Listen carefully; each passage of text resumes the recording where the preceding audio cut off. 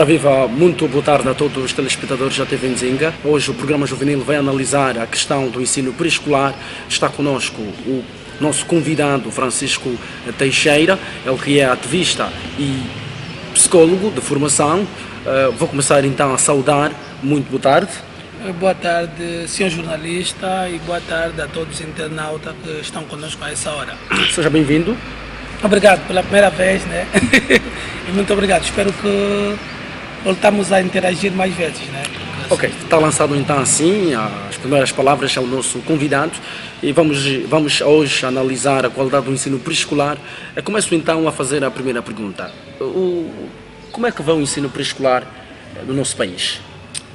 Na verdade, nós, quando digo nós o MEIA, né, na qual eu represento, nós o Movimento de Estudantes Angolanos, vimos o ensino pré-escolar com muitas reticências, tudo porque a Lei de Base da Educação, os próprios acordos que Angola assinou em Dakar, no Senegal, são muito claros quanto à educação da primeira infância. A nossa Lei de Base da Educação diz que a educação da primeira infância deve ser feita dos 3 meses de vida até os 5 anos de idade. O Estado deve ter a responsabilidade, depois das crianças nascerem, depois de 3 meses de vida, colocá-las em jardins e em creche.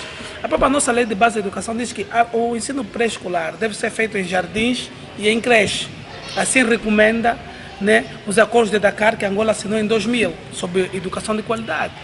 Mas em todo o país, esses pressupostos não são tidos em conta. Angola reiniciou novamente o ensino pré-escolar. Para a nossa surpresa é que os estudantes, as crianças de 6 anos, 5, 6 anos, foram colocados em salas normais, quando a lei diz que aquilo devia ser feito em jardins e em creche.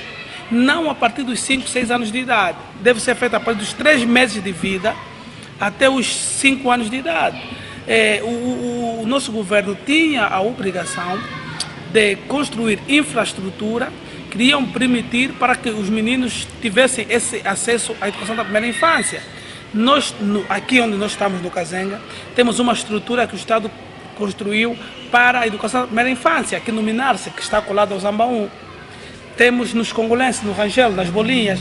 O Estado devia construir em cada município, devia construir mais de 7 ou mais de 8, para permitir com que as crianças de cada município tivessem acesso a esse ensino. Mas, infelizmente, o Estado não tem. Por isso é que nós temos dificuldade, por isso é que você vê que as crianças, quando chegam à 4ª, 5ª classe, têm dificuldade de assimilar, têm dificuldade com números, porque a Unesco estipulou assim. Por quê? Porque as crianças aprendem mais brincando, e durante o período da educação da primeira infância, as crianças têm a oportunidade de interagir com os quebra-cabeça, têm a oportunidade de correr, de brincar, de contar os números, e é nesse período dos 3 meses até os 5 anos de idade que as pessoas mais aprendem, porque o processo cognitivo, o processo de aprendizagem, aqui estamos a falar de psicologia, ele é mais estimulado, mas infelizmente, né, aqui no nosso país, o Estado, o nosso governo insiste em violar sistematicamente a educação da primeira infância, sem falar da educação normal, que é todos os dias violada. Mas a pergunta que não se cala, há mesmo qualidade? Na nossa educação? No ensino pré-escolar, a qualidade, existe mesmo qualidade? Não, tendo em conta todos esses pressupostos? É reprovável. O ensino pré-escolar foi mal concebido. Então, se a própria nossa lei de base, que o nosso governo aprovou, diz que o ensino pré-escolar deve ser feito em jardins e em creche, tu coloca as crianças numa sala comum, sem quebra-cabeça, sem os brinquedos, sem as musiquinhas, sem as canções, sem aquele ambiente próprio para a criança, nós vamos afirmar que temos um ensino pré-escolar de qualidade. Longe disso, né? O nosso ensino pré-escolar é uma vergonha. É uma vergonha. E neste quesito, o que o Estado deve fazer para colmatar essas situações todas? Não, o que o Estado deve fazer já está plasmado na lei. A Lei Base da Educação que o Estado angolano criou, os acordos internacionais que Angola ratificou, onde Angola participou em Dakar, no Senegal, são muito claros. Angola deve fazer que outros países como Cabo Verde, Guiné-Bissau, São Tomé, países que vivem do cacau, vivem do caju, fizeram. Colocaram as crianças em jardins e em creche, porque está provado cientificamente que as crianças aprendem mais brincando. E é no período dos 3 meses de vida até os 5 anos de idade que mais as crianças aprendem, porque o processo cognitivo, quando é estimulado, permite maior abertura para a aprendizagem. Logo, o que o governo deve fazer, né, é voltar para aquilo que está escrito na lei, mas o que nós por vezes percebemos de que não há vontade por parte do governo em termos de uma educação da primeira infância para filhos de pobres. Por quê? Porque os filhos deles, nos colégios franceses, nas escolas portuguesas, a educação da primeira infância, você se lá encontra. Os filhos deles têm acesso a essa educação. Nos colégios onde estudam os seus progenitores, têm essa educação. Agora, onde estudam os filhos dos pobres, onde estudam nós, os gestores da camada baixa, eles não nos criam essas condições. Também dizia Paulo Freire, né, de que tu não podes se arrogar em entender, né, cito Paulo Freire, de que quem governa vai te criar uma educação que permite com que você esteja de igual modo com seus filhos. Quer dizer, que quem está a governar não quer nos dar a mesma educação que dá nos seus filhos, para manter a escravidão, para manter o mesmo nível de absentismo que temos hoje. O que fazer de facto? O que é que, por exemplo, neste quesito todo, as pessoas devem fazer? Porque se não há qualidade, o que fazer para ter qualidade? Nós, a nível da estrutura do MEIA, do Movimento de Estudantes Angolanos, na qual eu represento, né, temos estado constantemente a cutucar, a incitar as organizações internacionais, o próprio Ministério da Educação, sobre essa questão, sobre esse quesito, porque são violações muito graves. E se vocês repararem, nesse mês que nós estamos a comemorar o mês da criança, as pessoas vêm aqui, vemos na televisão, em outros meios de comunicação, pessoas bem vestidas de fato, gravata, a mostrarem de que amam as crianças e trabalham para as crianças, quando eles são os principais violadores. Nós temos que continuar a pressionar o Estado, né? Temos que continuar a pressionar o Ministério da Educação para restabelecer a legalidade. Essa que a gente tem que fazer, para restabelecer a legalidade. Será que haverá mesmo um bom senso da parte do Estado? Eu não creio porque há uma clara intenção do Estado em não dar educação da primeira infância às crianças pobres, porque vai permitir com que elas competem com seus filhos que têm educação da primeira infância no futuro próximo. E para nós é uma intenção clara do Estado em não dar educação da primeira infância, porque não se justifica porque que o Estado não cumpre aquilo que está na lei básica da educação. Quais são as implicâncias que isso poderá acarretar no futuro breve? Isso vai permitir com que tenhamos duas classes, né? A classe dominante e a classe dominada. Quer dizer, os filhos deles, que tenham acesso à educação da primeira infância, que tenham um cognitivo mais estimulado, têm mais probabilidade de serem bons estudantes, de assimilarem melhor, do que nós que viemos de uma educação precária como essa. Um ou dois, como você, que se safa, é a exceção. Se nós ir no bairro em que você nasceu, em que você cresceu, ou que o Jubileu cresceu, ou quem cresceu, vocês são a exceção. Num grupo de 10 jovens, um ou dois se safam. Quer dizer que nós somos a exceção. Mas se tu ires aonde eles são formados, você se ir aonde vivem os nossos dirigentes no Talatona, num bairro de 10, 2 ou 1 é que escapam, 8 subsaem. Quer dizer que a educação da primeira infância vai permitir ter a maior capacidade de interpretação, a maior capacidade de retenção do conhecimento, a maior capacidade de memória, porque o processo em si do cérebro, que é o processo cognitivo, é estimulado desde a primeira infância, estimulado com números, estimulado com brincadeiras, é necessário. Depois, esse processo todo é feito com aquilo que o Estado não dá, que é a merenda escolar. Você não pode colocar, né, criança de 6 anos, filho do outro, numa escola das 7 horas da manhã até as 12 horas, não lhe dá nada, não dá comida. Quando os acordos de Dakar, que Angola ratificou e aceitou cumpri-lo, diz que é da responsabilidade do Estado criar a merenda escolar para as crianças. Então estamos perante um Estado violador do direito da criança, estamos perante um Estado inconsequente, estamos perante um Estado irresponsável, estamos perante um Estado denigridor da lei básica da educação que ele próprio criou. Então, para nós, Estado para nós tem que ser combatido. Nós temos combatido o Ministério da Educação e vamos continuar a combater para que se restabeleça a legalidade, para que os filhos dos pobres tenham o mesmo acesso à educação, com a mesma qualidade que os filhos dele, né? Porque aqui cria-se 2 classes, né? Não queremos criar uma sociedade, né, onde, por exemplo, É uma sociedade dominante e uma sociedade dominada, em que há um grupo que tem tudo, outro grupo não tem nada. É isso que eu expliquei atrás. Tu vais para o Kazenga, num grupo de 10 jovens, 1 ou 2 é a exceção que subsai, o resto cai na delinquência, cai nas drogas, cai no álcool. Tu vais botar lá toda, num grupo de 10, 1 ou 2 é que caem no álcool e na droga, outros subsaem. Quer dizer, estamos a criar aqui uma classe dominante e uma classe dominada. E também, havendo essa possibilidade, por exemplo, estamos no mês da criança, há crianças, os números dizem que há muita criança fora do sistema de ensino. Como é que se avalia essa questão? É vergonhoso e devia envergonhar-nos a todos. Em 2017, nós em Angola tínhamos mais de 2 milhões de crianças fora do sistema de ensino. É muito. Você não pode querer combater a quebra dos valores morais, né? Você não pode querer ter uma sociedade educada, não pode querer ter uma sociedade responsável quando você não consegue dar educação às crianças. Você está a fazer tudo menos governar. Não é possível. E mais grave é que 45% das crianças em Angola não chegam até a 9ª classe. Não há política clara do Estado de controle, não há política do Estado de fiscalização, não há política do Estado para nada. Então há necessidade desse Estado velar um pouco mais pelas crianças. Investir seriamente nas infraestruturas, construir mais escola, porque a Constituição diz que é tarefa do Estado garantir uma educação a todos.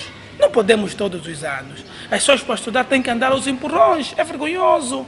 Depois vem indivíduos bem bonitos, com gravata, fato, a falar em nome das crianças como se merecessem falar em nome das crianças. Não merecem falar em nome das crianças.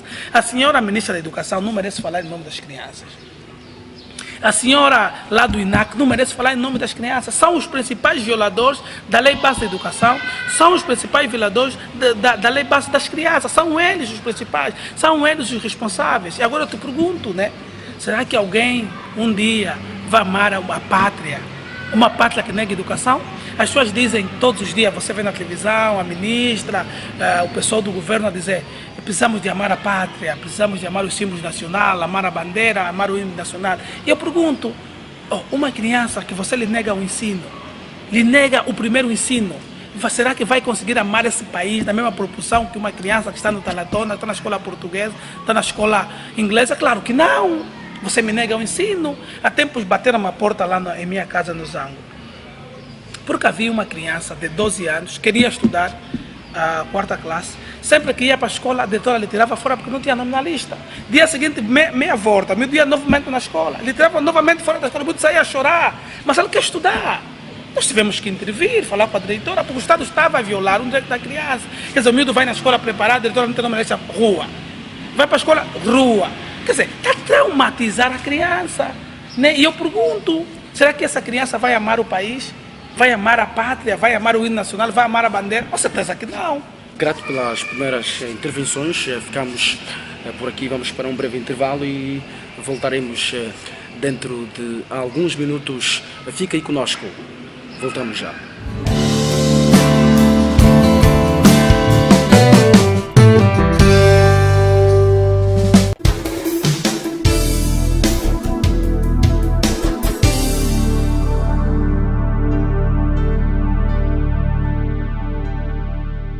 Voz da Comunidade é um programa da comunidade para a comunidade. Tem a responsabilidade de ouvir o clamor do cidadão e levar até si a voz do povo. Olho do Repórter, programa especial com foco nos servidores públicos, com o retrato real nas declarações, depoimentos e análise social da vida dos munícipes. Poder da Música, programa que vai levar até si tudo o que acontece no mundo da música, desde as entrevistas, polêmica, videoclipes e muitas novidades da música. Você vê tudo aqui. Bem, meus amigos, bem-vindos até Benzinga. Eu, Luís Candeias, também estou com este projeto. Reis tubarões nascem nadando. TV Zinga, esta é a melhor das TVs nas redes sociais e a nível nacional. Está consagrada.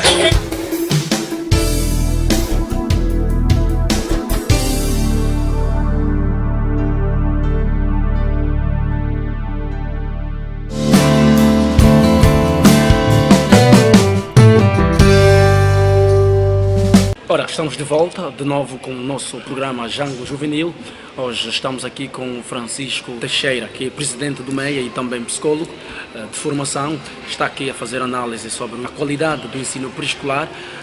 Francisco Teixeira, como presidente do Movimento de Estudantes Angolanos, qual tem sido a abordagem sobre as informações que têm circulado sobre várias crianças que estudam em péssimas condições? Essa questão da falta de sensibilidade, da falta de amor ao próximo, da falta de responsabilidade por parte dos nossos dirigentes, nós vimos com muita insatisfação, com muita tristeza. Nós, ao ano passado, escrevemos para a Delegação Provincial de Educação, escrevemos para o Ministério da Educação e qual foi a resposta? Estamos a criar condições. Que condições? Para que se tenha mais carteiras, para que se tenha merenda. E vocês sabem que nós fizemos este ano, nós estamos no meio do ano, nós fizemos 6 concentrações, 6 manifestações, né? 4 no Ministério da Educação, 2 à Delegação Provincial de Educação, para podermos resolver essa situação.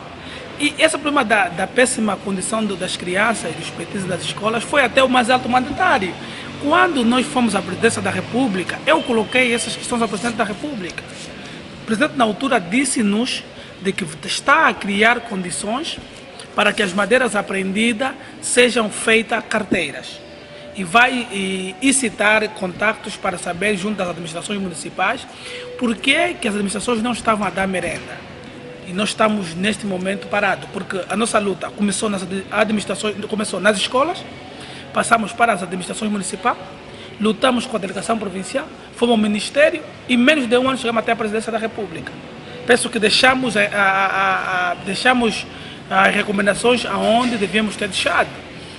Agora esperamos do Sr. Presidente da República sensibilidade, esperamos uma certa habilidade e rapidez para resolver essa questão, porque é muito grave. Crianças ainda assiste-se crianças a assistirem aulas ao chão e também debaixo da árvore. Qual poderá ser a posição do MEIA nos próximos tempos? Será de luta, será novamente de luta, mas nesse momento nós estamos a aguardar. O Presidente da República é alguém sério e responsável, por isso que é Presidente da República, e deu-nos a garantia de que vai criar condições para que nos próximos meses as crianças estudem em condições, estudem num clima de paz, num clima harmonioso e num clima seguro. Estudar com merenda escolar, estudar, por exemplo, para baixar o nível de absentismo, estudar para, criar as condições para baixar o nível de reprovação, ou que tipo, por exemplo, de medidas daqui para frente, por exemplo, falar de merenda escolar nas escolas? Como é que está essa situação também? Não é uma violação muito grave, é inacreditável que as pessoas coloquem crianças na escola às 7 até 12 horas sem dar alguma coisa para comerem. Não podemos aceitar isso. Né? A questão da merenda escolar é inexplicável. O governo angolano ratificou acordos em Dakar, no Senegal, no segundo encontro internacional sobre educação. Angola participou e comprometeu-se em cumprir com os acordos. E os acordos diziam que é da responsabilidade do Estado criar condições para que as crianças comecem a ir aonde estudam. Mas, infelizmente, o nosso governo tem se mostrado irresponsável, insensível aos problemas das crianças. Mas nós vamos continuar a lutar, não temos outro caminho, vamos continuar a lutar, vamos continuar a pressionar com todos os meios que temos para ultrapassar essa situação. E a questão do absentismo nas províncias, no interior do país, crianças que percorrem quilometragem para estudarem, há tempo falava-se crianças que percorriam 500 quilómetros para chegarem à escola e depois com lata. Isto não provocará absentismo? Também o nível de reprovação baixará? Com certeza, não há um incentivo da parte do Estado em ver a situação ultrapassada. Eu estou constantemente a falar dos acordos de Dakar. Por quê? Porque os acordos de Dakar é o guia mestre da educação em todos os países do mundo. E esse acordo de Dakar que eu estou constantemente a falar diz que os governos não podem construir escolas a mais de 10 km fora da casa dos meninos. Quer dizer que as escolas devem estar dentro das comunidades. As pessoas não podem sair das talagens para estar no mês de maio. Você não pode sair daqui, do Kazenga, para ir estudar no Benfica. Só mesmo um Estado irresponsável, só mesmo um governo inconsequente, só mesmo um governo insensível chega a esse ponto. Por quê? Repare, amigo Capita, os filhos dele, os seus descendentes, quando saem da escola, têm um carro na porta e os colocam na porta. Por que eles criam essas condições para as crianças dele? Porque eles sabem que as pessoas não podem percorrer logo os caminhos. É uma clara intenção de quem governa em ver filhos de pobres a não progredir na questão da educação. Há uma clara intenção. As pessoas que governam esse país não querem ver os filhos de pobres a estudarem nas mesmas condições que os filhos dela. É a única explicação plausível, é a única explicação com lógica que nós encontramos. Porque senão a outra nós já não temos outra explicação. Porque é inconcebível que até hoje nós temos pessoas que vivem no Kazenga estudando no Rangel. Porque é ali onde o pai conseguiu colocar. A escola não era preciso ter bicha para as pessoas estudarem. Não era preciso. Então os indivíduos que roubaram, os indivíduos que dilapidaram esse país, não estão ali. Prendem os indivíduos, recebem o dinheiro, constroem a escola. Estão ali todos os ladrões desse país, as pessoas que dilapidaram esse país, estão aí, são encontrados. É preciso reassarcir, é preciso receber esse valor, à força, e construir mais escolas. O Kazenga, em média, precisa de 25 ou 30 escolas do ensino primário, mais de 30 escolas, só o município do Kazenga.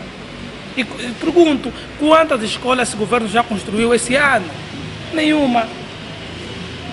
Okay. O MEA está com um programa de atividades para nas escolas, visita, como é que está a decorrer? Sim, nós denominamos Jornadas da Criança.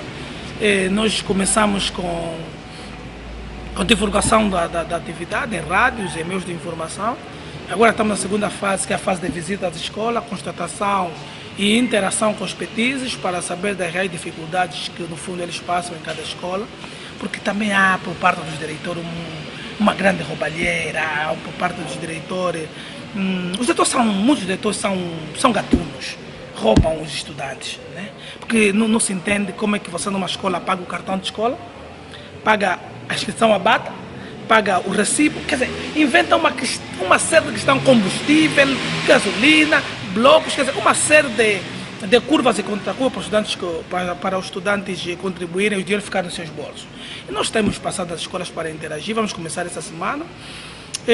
Depois vamos terminar com um relatório que fizemos o ano passado sobre o estado atual da educação em Luanda, né? Mais propriamente no município do Kazenga, Kazenga, Kakuaku e Viana. É um relatório que nós pensamos apresentar junto das autoridades internacionais, estamos a falar da Unesco, a própria Embaixada Americana, a União Europeia. Daqui de Angola vamos convidar o próprio Ministério e todas as individualidades, algumas individualidades de algum real serão convidadas para apreciar e tecer algumas considerações naquilo que são que é o atual estado da nossa educação. Quais serão os próximos desafios do movimento dos estudantes angolanos daqui para frente? Nós estamos com muitos desafios, nós temos várias frentes. O nosso estatuto diz que nós devemos defender estudantes da primeira até a 10ª classe. Nós estamos até ao ensino superior. Nós estamos preocupados agora com a proposta do Ministério do Ensino Superior de implementação de propinas no ensino público. Nós entendemos que a Lei de Base de Educação é muito clara, diz que o ensino é gratuito da primeira até a 9ª classe e que as classes subsequentes, ela é uníssima, quer dizer que as pessoas podem pagar ou não. E nós entendemos que podemos pagar, né? Nós entendemos que podemos pagar. Caso o Estado insistir que pagamos, paguemos. Mas não pode ser um valor superior a 5.000 kwanzas. Essa vai ser a nossa luta, porque nós temos informações de fontes nossas dentro do Ministério do Ensino Superior, de que o valor será igual ao valor que se paga no ensino noturno, nesse caso 15.000 kwanzas. E com essa posição do Ministério do Ensino Superior, nós vamos lutar com o Ministério do Ensino Superior, vamos lutar com o Estado mais uma vez na rua, vamos usar todos os meios, toda a nossa força, toda a nossa coragem para inverter a situação. Não esperamos ter milhões de pessoas para a luta. Nós entendemos o número de pessoas despertadas nesse país, entendemos a coragem. Precisamos de, no mínimo, 30, 20 jovens bravos, corajosos para lutar, para dar a nossa vida por essa educação pública que vai de acordo aos nossos sonhos uma educação de acordo com a nossa realidade. A nossa realidade é, boa parte da juventude angolana não trabalha, não tem capacidade de pagar 15 mil kwanzas ou mais no ensino público. Então nós, enquanto jovens, não vamos aceitar essa medida. Não vamos aceitar. Não vamos aceitar sem protestar. Nós vamos à rua, nós vamos lutar, vamos usar todos os meios que forem necessários, diplomáticos ou não, para impedir essa medida. Já para terminar, qual o apelo que gostaria de deixar a toda a juventude acadêmica? Eu penso que a juventude acadêmica, nós pedimos responsabilidade, pedimos dedicação, entrega, porque não há outro caminho no mundo, não existe outro caminho no mundo que tira o filho do pobre e torna-lhe uma pessoa de realce, uma referência na sociedade, a não ser a educação.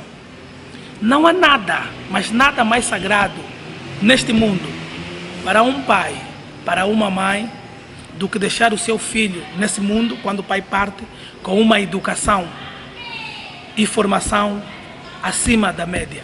Acho que os pais e as mães lutam para que os seus filhos, mesmo pobres, para que os seus filhos tenham uma educação de qualidade, uma educação que vai lhe permitir viver, ser uma referência nessa sociedade. Essa é a única, essas são as minhas recomendações finais que eu deixo aos estudantes para que estudem, levam a educação a séria, porque é o único caminho que nós temos para nos tornarmos referência, para nos tornarmos pessoas combativas nessa sociedade. Ora, grato por teres vindo e esperamos nas próximas ocasiões. Nós é que agradecemos desde já o convite da TV Nzinga. Nós desejamos muito trabalho, muita força e que temos acompanhado a vossa dinâmica, né? E esperamos que não nos fechem a porta. Sempre que haver possibilidade, nós estamos aqui abertos para interagirmos. Ok. Ora, foi então assim a nossa conversa com o presidente e psicólogo Francisco Teixeira do Movimento dos Estudantes Angolanos. Hoje o programa Jango Juvenil analisou a questão da qualidade do ensino pré-escolar e voltaremos nas próximas edições. Até já.